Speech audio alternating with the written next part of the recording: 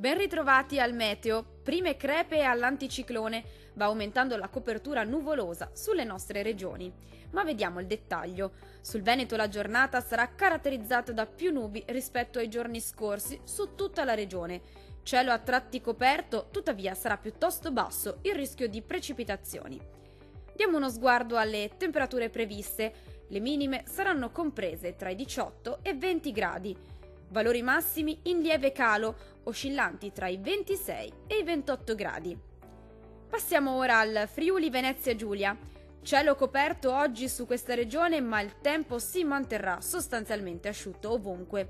Possibili foschie mattutine sulle aree pianeggianti. Vediamo anche le temperature previste in calo. Le minime saranno comprese tra i 18 e i 19 gradi. I valori massimi invece saranno oscillanti tra i 26 e i 28 gradi.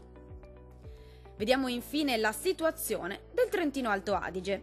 Cielo parzialmente o irregolarmente nuvoloso nella giornata odierna su questa regione, tuttavia non sono previsti fenomeni particolarmente degni di nota.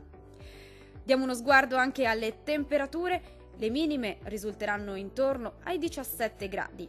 I valori massimi invece oscilleranno tra i 29 e i 32 gradi. Dal meteo di Antenna 3 per ora è tutto. Arrivederci al prossimo aggiornamento.